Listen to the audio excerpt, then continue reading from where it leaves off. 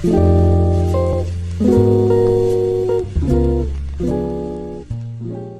Friends, welcome back to Samoochees. സമൂച്ചീസിൽ ഇന്നത്തെ recipe ഒരു മീൻ പൊള്ളിച്ചതാണ്.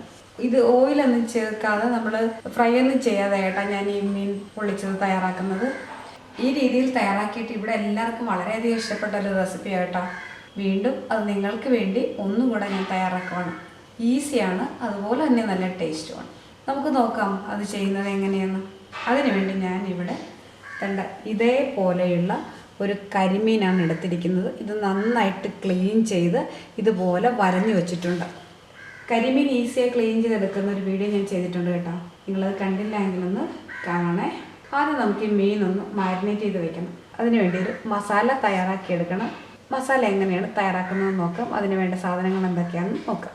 മസാല തയ്യാറാക്കുന്നതിന് വേണ്ടി ഒരു പാത്രം എടുത്ത് വയ്ക്കുക. അതിനകത്തേക്ക് ഇതുപോലെ 1 സ്പൂൺ മുളക് പൊടി ഇട്ട് കൊടുക്കുക, 1/2 സ്പൂൺ കുരുമുളക് പൊടി, ഒരു 1/4 സ്പൂൺ മഞ്ഞൾപ്പൊടി, ഒരു പിഞ്ച് കടുകും ഉലുവയും കൂടെ വറുത്ത് പൊടിച്ചതാണ്, അത് ചേർത്ത് കൊടുക്കുക. ഈ കടുകും ഉലുവയും വറുത്ത് പൊടിച്ചത് ചേർത്ത് ഈ മീനൊക്കെ ഫ്രൈ ചെയ്തെടുക്കുകയാണെങ്കിൽ നല്ല ടേസ്റ്റാണ് കേട്ടോ.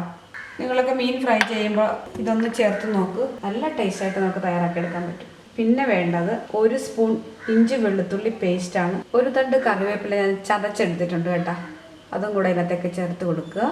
ഇതിനാവശ്യമായ ഉപ്പ് ചേർത്ത് കൊടുക്കുക. ഒരു നാരങ്ങയുടെ നീരാണ്, അത് ഇതിനകത്തേക്ക് ഒഴിച്ച് കൊടുക്കുക. ഇതെല്ലാം കൂടെ നന്നായിട്ടൊന്ന് മിക്സ് ചെയ്ത് കൊടുക്കുക. നല്ല പേസ്റ്റ് പോലെ ആക്കി എടുക്കണം കേട്ടോ.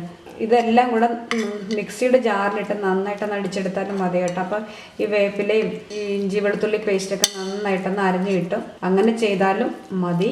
ഇനി ഇതിൻ്റെ ഉപ്പൊക്കെ കറക്റ്റായിട്ടുണ്ടോയെന്ന് നോക്കണം. അതുപോലെ തന്നെ ഇത് മിക്സ് ചെയ്യുമ്പോഴത്തേനും വെള്ളം പോരാതെ വരുവാണെങ്കിൽ അല്പം വെള്ളം തളിച്ച് കൊടുക്കാം കേട്ടോ. ഇത് നമുക്കിനി മീനിലേക്ക് നന്നായിട്ട് തേച്ച് പിടിപ്പിക്കണം. ഉപ്പ് നോക്കണം, ഉപ്പ് പോരാങ്കിൽ ചേർത്ത് കൊടുക്കുകയും വേണം. ഉപ്പ് അല്പം കുറവായിരുന്നു, ഞാൻ അല്പം കൂടെ ഒരു പൊടിക്ക് കൂടെ ഉപ്പ് ചേർത്ത് കൊടുക്കുക. വീണ്ടും ഇതെല്ലാം കൂടെ നന്നായിട്ട് മിക്സ് ചെയ്ത് കൊടുക്കുക. 1 സ്പൂൺ വെള്ളം ഒഴിച്ച് കൊടുക്കുക. എന്നാലും ഇത് നന്നായിട്ട് ഇത് തേച്ച് പിടിപ്പിക്കാൻ പറ്റത്തുള്ളൂ. ഇനി ഇത് കൈ കൊണ്ട് നന്നായിട്ടൊന്ന് മിക്സ് ചെയ്ത് കൊടുക്കുക. ഈ മസാല നമുക്ക് ഈ മീനിലേക്ക് നന്നായിട്ട് തേച്ച് പിടിപ്പിക്കുക. ഈ വരയിലൊക്കെ ഇങ്ങനെ തേച്ച് കൊടുത്തിട്ട് നന്നായിട്ട് ഇത് തേച്ച് പിടിപ്പിച്ചെടുക്കണം. ഇതിൻ്റെ അകത്തേക്കൊക്കെ ഇങ്ങനെ മസാല വെച്ച് കൊടുക്കുക. നന്നായിട്ട് തേച്ച് പിടിപ്പിച്ചതിന് ശേഷം ഇത് കുറഞ്ഞത് ഒരു അരമണിക്കൂറെങ്കിലും ഇതൊന്ന് റെസ്റ്റ് ചെയ്യാൻ വെക്കണം. എന്തോരം സമയം കൂടുതൽ വെക്കുന്നത് അത്രയും നല്ലതായിരിക്കും. ഈ മസാലയൊക്കെ ഈ മീനിനെ നന്നായിട്ട് പിടിക്കും. ഇതുപോലെ തേച്ച് പിടിപ്പിച്ചിട്ട് നമുക്കിതൊന്ന് റെസ്റ്റ് ചെയ്യാൻ വയ്ക്കാം. എല്ലാ സൈഡും നന്നായിട്ട് പിടിപ്പിക്കണം കേട്ടോ. ഇതിൻ്റെ അകത്തൊക്കെ ഇച്ചിരി മസാലയൊക്കെ തേച്ച് കൊടുക്കുക. ഇത്രയും മതി കേട്ടോ. ഇനി നമുക്കിത് കുറഞ്ഞൊരു അരമണിക്കൂറെങ്കിലും റെസ്റ്റ് ചെയ്യാൻ വയ്ക്കാം. ഇത് റെസ്റ്റ് ചെയ്യുന്ന സമയം കൊണ്ട് നമുക്ക് ഇതിനാവശ്യമായ തേങ്ങാപ്പാൽ തയ്യാറാക്കിയെടുക്കാം. തേങ്ങാപ്പാലിലാണ് ഞാനിത് പൊള്ളിച്ചെടുക്കുന്നത്. നമുക്കിനി അത് തയ്യാറാക്കിയെടുക്കാം. മീൻ മാരിനേറ്റ് ചെയ്ത് വെച്ചിട്ട് അരമണിക്കൂർ കഴിഞ്ഞു. ഞാനിനി ഇത് പൊള്ളിച്ചെടുക്കാൻ പോകുക കേട്ടോ. വാഴയിലയിലാണ് ഞാനിത് തയ്യാറാക്കിയെടുക്കുന്നത്. നമുക്കിനി അത് എങ്ങനെ ചെയ്യുന്നതെന്ന് നോക്കാം.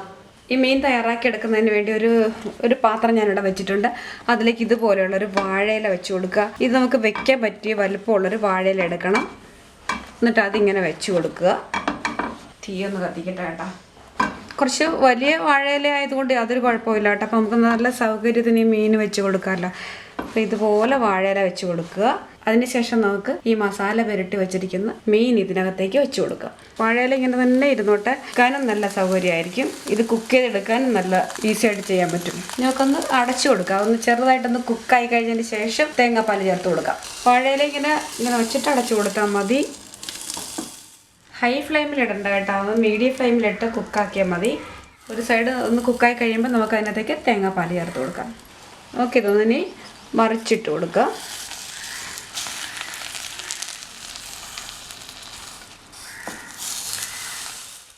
ഇനി ഇതിലേക്ക് നമുക്ക് ആവശ്യത്തിന് തേങ്ങാപ്പാൽ ചേർത്ത് കൊടുക്കാം കേട്ടോ. ഞാനൊരു 1/4 കപ്പ് തേങ്ങാപ്പാലാണ് ഇവിടെ എടുത്തിരിക്കുന്നത്.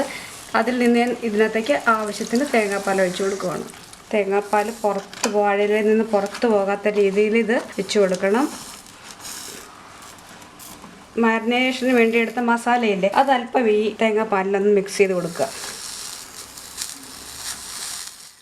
അതിലേക്ക് അല്പം ഉപ്പും കൂടെ ചേർത്ത് കൊടുക്കണം കേട്ടോ. തേങ്ങാപ്പാൽ ചേർക്കുമ്പോൾ ഉപ്പ് കുറയുമല്ലോ, അതിന് വേണ്ടി അല്പം ഉപ്പ് കൂടെ ചേർത്ത് കൊടുത്തിട്ട് ഇതൊന്ന് അടച്ച് വെച്ചിട്ട് ലോ ഫ്ലെയിമിലിട്ട് സ്ലോ ആയിട്ട് കുക്ക് ചെയ്തെടുക്കുക. ഇതിൻ്റെ ഒരു സൈഡിൽ തേങ്ങാപ്പാൽ നന്നായിട്ട് കുക്കായിട്ടുണ്ട്. നമുക്കിനി ഇതിൻ്റെ അടുത്ത സൈഡ് കൂടെ ഒന്ന് മറിച്ചിട്ട് കൊടുക്കണം. പൊടിഞ്ഞു പോകാതെ ശ്രദ്ധിച്ചോളണം, ഇല പൊട്ടിയും പോകരുത്.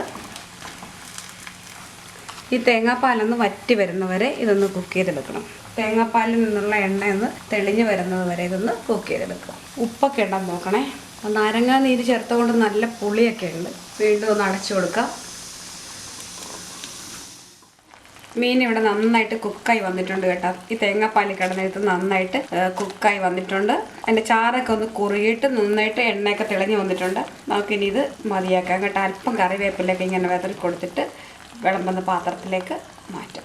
ഇത്രയും മതി. ഒരു 10 മിനിറ്റ് ആയിട്ടുണ്ട് ഇതിങ്ങനെ ലോ ഫ്ലെയിമിൽ കുക്ക് ചെയ്തെടുത്ത്. ഇനി നമുക്ക് സ്റ്റവ് ഓഫ് ചെയ്ത് വെച്ചിട്ട് വിളമ്പുന്ന പാത്രത്തിലേക്ക് മാറ്റാം.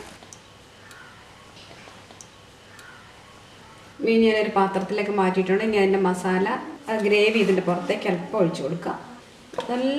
നല്ല സൂപ്പർ ടേസ്റ്റാണ് കേട്ടോ. ഇവിടെ ഇത് തയ്യാറാക്കി കൊടുത്തിട്ട് എല്ലാവർക്കും ഇഷ്ടപ്പെട്ട ഒരു റെസിപ്പിയാണ്.